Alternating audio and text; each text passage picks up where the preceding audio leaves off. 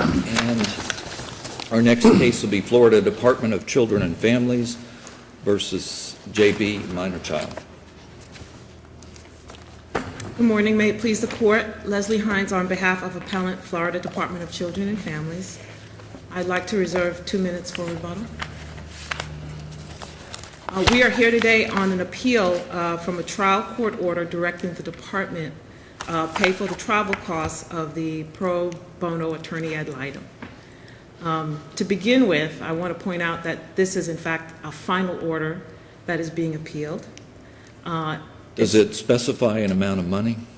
No, no, it does not. And isn't it contingent on a couple things? In other words, I mean, under this order, isn't it possible that the department will never have to pay a nickel? Because the department will only have to pay money if the therapy group in North Carolina says that it would be therapeutic for the lawyer to go up, and then if the lawyer agreed and went up, right? And we don't know if those two things will happen. Well, to your point, Your Honor, the first part, yes, it's true that the order on appeal does indicate that it should be therapeutically recommended. But with this... That's a condition to this department having to pay. Right, but when in fact that happens, the department has to pay. But it might not happen. But we don't know that, Your Honor. We don't know. But that's my point. In other words, it's possible that the group in North Carolina will recommend, I think it's very important that the lawyer go up for therapeutic reasons. Except that you have no remedy. No, but you don't appeal it at this point in time. Exactly. If you don't appeal within the 30 days and 90 days down the road, there is a recommendation that there be a therapeutic visit, and there's a charge, DCF, you have no way to appeal that. It could be argued that you acceded to the order and didn't challenge it. Exactly, and that's exactly why we did, in fact, challenge the order. And I want to point out that this particular order being challenged... I'd like to ask a question, if I may. And that is, I mean, but it's completely contingent. In other words, it may never happen. The department may never have to pay... And that's not something that we have control over, but we have to appeal it in the event it does happen. Because once it does happen, we have to pay unless... Okay, but let me ask it this way. I mean, a lot of times it's a final order if the judicial labor is over. Yes. Well, here, it would seem to me the judicial labor is not over because wouldn't the court have to order a specific amount? No, no. In fact, this is a final order because it's distinct and separate. It's severable. It's not interrelated with any other matters that are pending before the dependency court. Hasn't this court in other similar cases handle this as a matter of certiorari? That is, that there's a separation of powers issue and that it may be irremediable if we don't do something. And truly, that is your problem. Referring to the YC case, I think was a cert case, Department of Children and Families versus YC. Right. Well, my understanding is that writ of certiorari is when you don't have, it's an extraordinary remedy, and when you don't have the ability to appeal. What we're arguing here is, and it's the department's position here, is that this is a final order. We have the ability to appeal it at this time. Because when it was entered after there was a motion for, after the department made its response in opposition to the attorney ad litem's motion. It was made after the motion for rehearing and reconsideration was heard and denied by the trial court. I don't believe that there's any additional judicial labor. Your point is that all judicial labor is complete as to that issue. All judicial labor is complete as to this issue. More importantly, if you don't bring it up now, you won't be able to bring up the order requiring DCF to pay later when an actual charge is made, will you? Exactly, because it's separate and distinct from any other issue. It's not something that is, it's not interrelated with other dependency matters. It's not something that deals with custody, for example. It's not something that deals with modification of placement. It's separate and apart. It's distinct, and that's why we appealed it as we did, as a final order when we did. But you don't care whether we handle it as an appeal or as a certiorari matter, as long as we handle it. Well, we've raised it as a final order, because that's what we believe. But we can do it either way. Well, you can do whatever you like, Your Honor. No, we can't do whatever we like, but, I mean, we can handle either as a direct appeal or as a petition for a certiorari, either way. Well, yes, but the department's preference is that as we brought it as a final order because we believe it's separate and distinct. Why would it make a difference? Why would it make a difference? Well, we brought it as a final order because No, why would it make a difference which way we handle it? in terms of whether you consider it a final order or Or interlocutory order, or handle it as a petition for a writ of certiorari, as Judge Salter suggested? well, you can handle it either way. You can handle it either It way. makes no difference, right?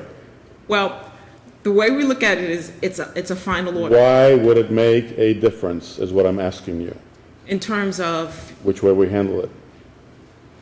well, in terms of I think your only answer is it makes no difference, Judge, it makes no difference, Judge. right? I mean, there is no difference. As long as we give you the relief that you're requesting, if we agree that you're entitled to that relief, correct? Well, if you agree that the department is entitled to the relief, it makes no difference whether it's a writ of cert or We're just considered worried that as a we're going to say it's not appealable and dismiss it. You don't want us to do that.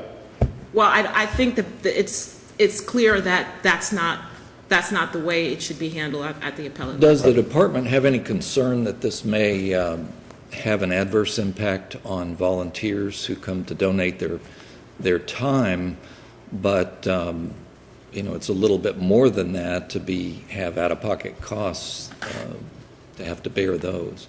Does that give you any concern from a policy standpoint? Well, I think if you look at what the legislature has recently done in terms of the way they formulated a framework and also compensation for attorneys who are going to be representing dependent children or children with special needs. If you look at Section 39.01305, Florida statutes, the legislature addresses that. It takes into consideration the policy implications that you mentioned, Your Honor. And basically, it sets up a framework, and it sets up a way of compensating attorneys. And the idea is they want to bring in as many pro bono attorneys as possible. If they're not able to operate as pro bono attorneys, then there's a compensation pool through the Justice Administration Commission. The compensation is for those guardian ad litems, for those attorney ad litems who are providing these legal services to these special needs children. The only attorneys that are not included in that pool are the pro bono attorneys, because they have specifically stated, we're pro bono attorneys. We're going to do this, because we either have the resources or we have the will, that we're not seeking reimbursement. We're not seeking compensation. Well, but again, you have the difference between compensation for hourly services and the professional judgment versus some out-of-pocket costs when somebody has to take a deposition or has to fly somewhere. I think that's really the question. Well, I appreciate what you're saying.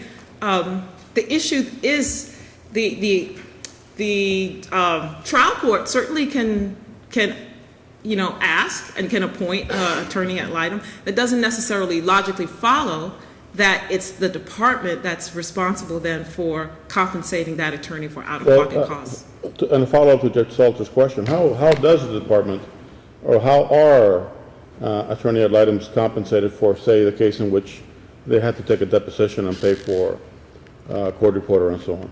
Well, if you look at Section 39.01305, there is a provision in there that allows for the attorney to go back before the court and to go before the Justice Administration Commission to see whether or not additional fees are warranted, additional Is this costs. for a pro bono attorney? Not for pro bono attorneys. My question Not was, for pro bono attorneys. how does the pro bono attorney ad litem get reimbursed for a deposition that they had to take?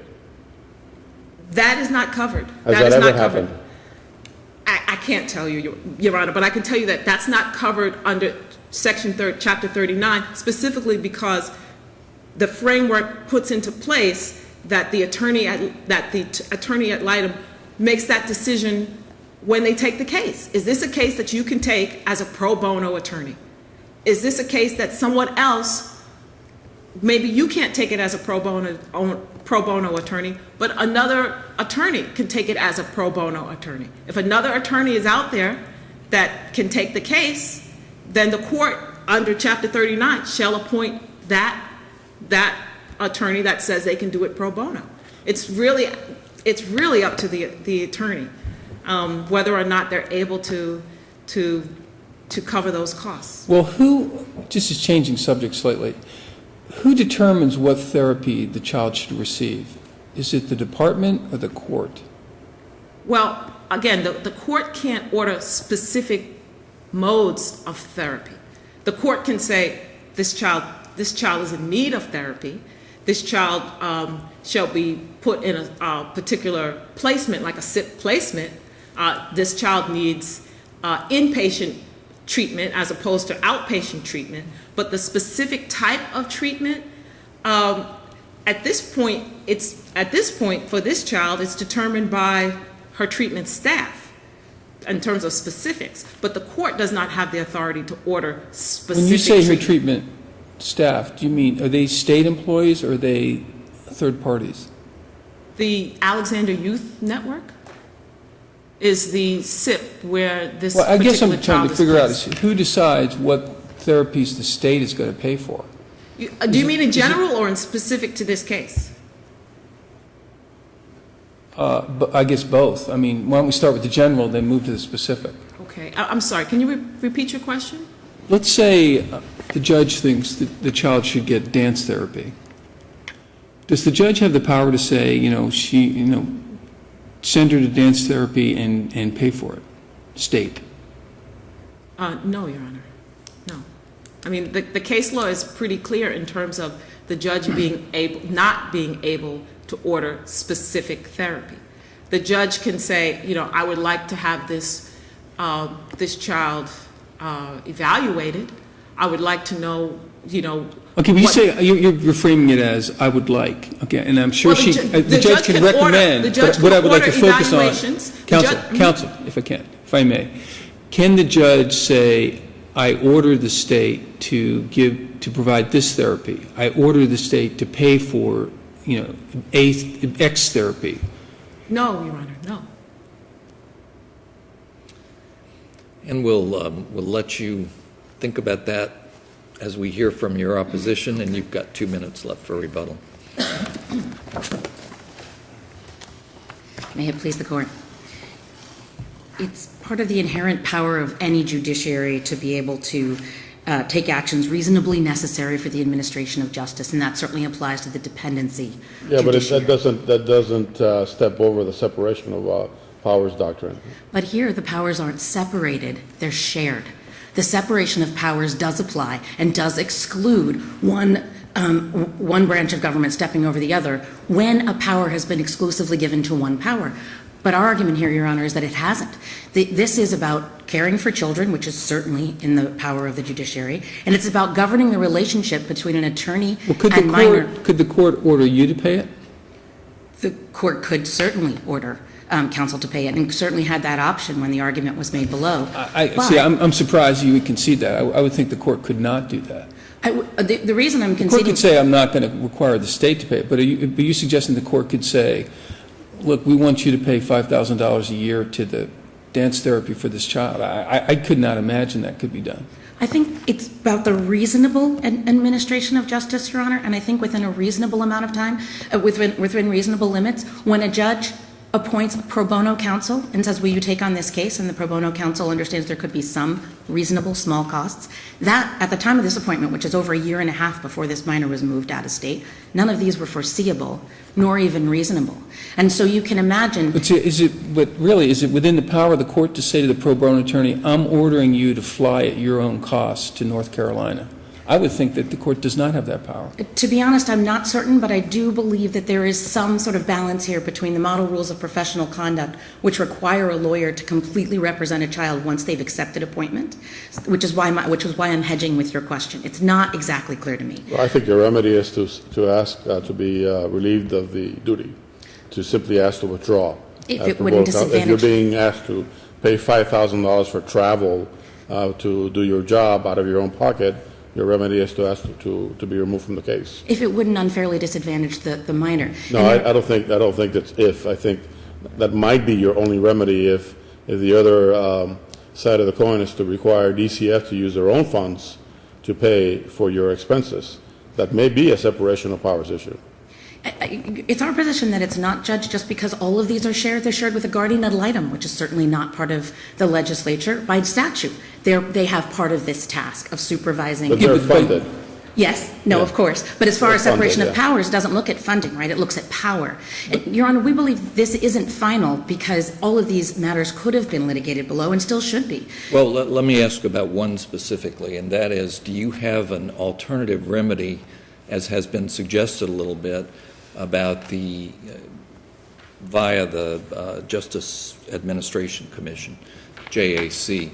Have you applied for reimbursement from them, or is there a basis for you to do so? To catch the court up on the facts, no. And that's, I'm saying to catch the court up because since the time of the filing of this. One, the JAC does not appear to have authority over pro bono attorneys. Two, no application for payment has been made, as you probably see from the record, on appeal. Part of that is because, to be completely honest with this court, this order puts counsel in a difficult position because there's been no time that the attorney ad litem, which is me, could say that there is a therapeutically necessary visit because, as a practicing attorney for children, I'm not certain there can be such a thing, that an attorney-client relationship would allow such a thing. Yeah, that's the order from the court. So if there was a therapeutically necessary visit, then counsel, under her order, can apply for that. Can apply for funding to cover that. And at that time, it's our position that the lower court order, when DCF asked for reconsideration, should have also asked for the order not to be effectuated until a specific amount was requested. Should have asked that the order be held, stayed until the completion of the case, or any number of remedies that would turn this into a true final order. Now, it's difficult for me to argue against finality in a dependency court where finality is difficult to find in every way. But this case is just about funds. It's not one of these cases where we're coming up to the courts because there's an issue about finality that affects the development of a relationship. There was no testimony that without this order, the visits won't happen. There was no testimony that with this order, DCF would go under. There's no implications of this order, so it could very reasonably held off to be a final order at the close of this case. It doesn't qualify for a petition for writ of cert because... Well, let me ask you this. I mean, what if you decided, what if the therapy group in North Carolina says, look, we need you to come up for the birthday party because it would be therapeutic jurisprudence. So you rent a private plane and you go up and you stay at the Biltmore Hotel in Western North Carolina, which, assuming that could be rented for private purposes. So your bill to the state is $500,000. Wouldn't the court get a chance to look at that before, right? I mean, that's not... That's my point, Your Honor, that there are a number of places where this order could have been curbed to get a second chance at that review, and it should get that chance. No, but at that time, you would have been arguing, wait a minute, the order was final when the DCF was ordered to pay my fees or my costs. You can't bring that up now. I'm just saying, Your Honor... The only thing they could litigate at that point is the amount of the cost that was being paid, not whether or not it was payable. I agree with you, Your Honor, and what I'm saying is if DCF had come in with their motion to reconsider and say, at least, Your Honor, hold off this order until and unless a request is made for an amount, so it's not the Biltmore, so it is the Holiday Inn, hold that off. They didn't make that request. They also didn't make a request to have it declared as a final order, at least in the eyes of the trial court. All of those things could have and should be done, and this court has the right to direct that to the lower court now, rather than making a determination. So you would have no problem with us affirming without prejudice to the department challenging the order itself at the time that an application is made for a reimbursement of costs? None, Your Honor. Okay. I don't know if it's relevant, but just to make sure to hit the separation of powers issue, the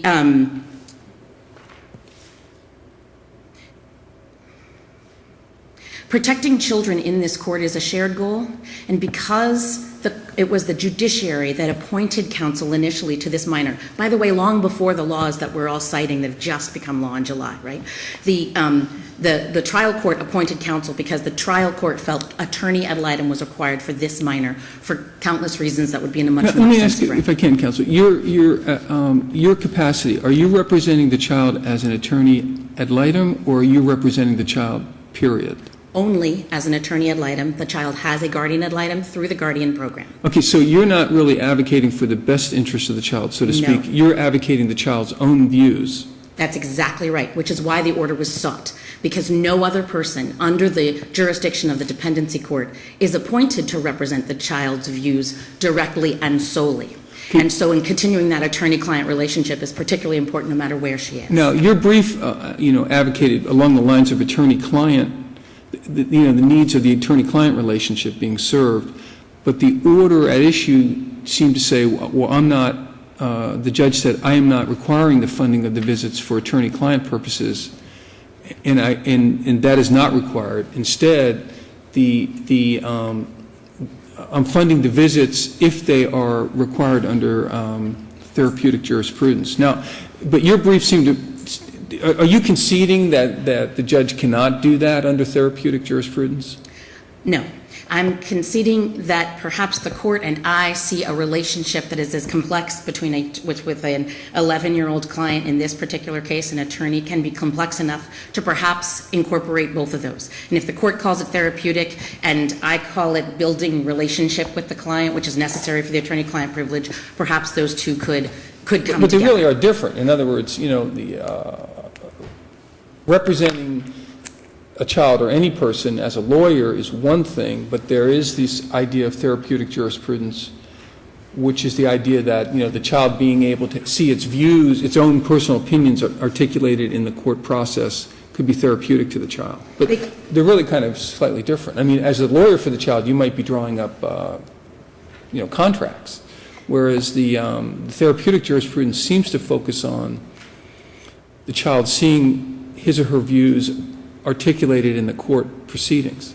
They could be different. They could be related, Your Honor. As I said, this is a difficult order for me to defend because the order that we sought was for an attorney-client visit to be funded, and the judge saw this a different way. Still, I believe the court has the power to give this order, which is the separation of powers issue, because it's not separated powers. So we can defend this order, certainly. So the separation of powers is the court has no money, the court has no power to appropriate money. That's right. I mean, that's where the separation of powers is. It's not so much that the court obviously should look after the well-being of the child, but the court can't appropriate money. The state can, right? I mean, the legislature can appropriate money. But respectfully, Your Honor, there have been determinations where the court has been permitted to appropriate money. When witness Be careful fees, with that language. Those are buzzwords. But no, you're absolutely right. I but go apologize ahead. to be less where the court casual. has ordered the expenditures of money. Exactly.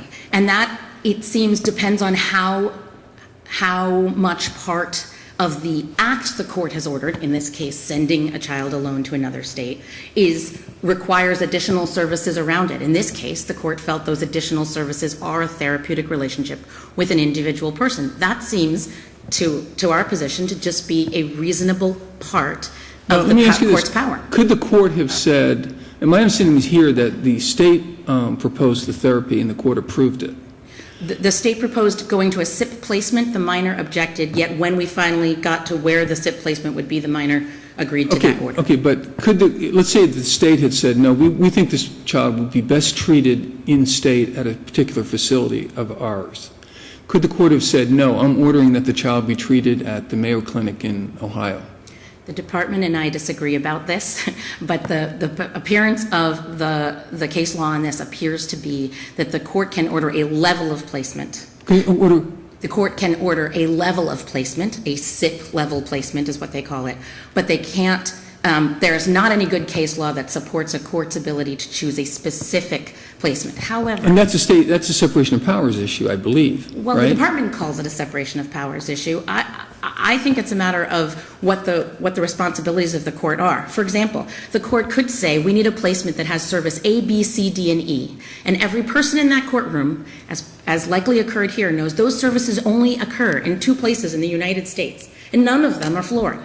So in effect, the court is ordering a kind of placement with the insights from the counselors and therapists around it that the court believes is necessary. It can't order the specific place, but it can ask for certain kinds of You treatment. say, don't use the word ask, because that confuses me. Can the court order a certain thing? Because that's a separate, the court can ask to the end of, Understanding that Cows this come is home, but- not the department's position, our position is yes, they can order a certain kind of treatment, not a place. All right, we've taken you over, but thank you very much. And by the way, may I ask, Chief Judge, that you would acknowledge the contribution of the pro bono attorney? Absolutely. Always. You who are the dean of pro bono in this. We're trying to sort this out. Thank you. Very quickly, just to touch on the point Your Honor made a little earlier. It's the department's position that the court can certainly recommend specific types of treatment, not order. The trial court can order therapeutic placement, a SIP placement if other statutory criteria are met. The department will do everything it can to, particularly in a case like this, to find treatment appropriate treatment for a child, even if it means if there's nothing available in Florida, we'll look in Georgia, we'll look in North Carolina, or we'll look wherever. And that's what happened in this case. So I think it was very wonderful what the department did in terms of finding placement, even out of state. well, they made every effort. But who gets to make that final call? Is it the department or is it the court where the child is placed? And I know the department's not looking to be in conflict with the court, and will obviously, The idea is to try to come to an agreement among all the parties in terms of a placement that's suitable and appropriate for the child. In terms of the specific named placement, the court can't order a specific named placement. They can order, all right, this child meets SIP criteria, so you need to send this child to a statewide inpatient psychiatric treatment program. But the named placement doesn't come in the order. That's something that could be appealed by the department in the event it's not agreed upon at some point prior to the entry of that order. What's the statutory basis for the appointment of an attorney ad litem, or is there one? Under Chapter 39? What is the statutory basis for the court to appoint an attorney ad litem, a pro bono volunteer attorney ad litem for the child that simply represents the interest of the child? Do you know what it is? I'm not sure I understand what you mean. The The only thing I can understanding do is is that restate my question. What is the is there a statutory basis for a court to make an appointment of an attorney ad litem for the child, the attorney who represents only the interest of the child? well, under Chapter 39. There is? Yes, there's. And that particular provision does not deal with the issue of expenses? For a pro bono attorney ad litem, no. I'm not talking about a guardian ad litem. Right. Right. I'm looking at this, at Chapter 39, I'm looking at the same chapter section that I cited previously, and it does speak about that. It's the intent of the legislature to have attorneys step up, as you will, and they encourage as much pro bono work as possible. In terms of the funding, Not so much. not so much. Okay. Not so much. Thank you very much. Thank you. And I Thank both of asked, just briefly, I just asked whether it's considered a appeal or writ of cert, that the matter be reversed. Thank you.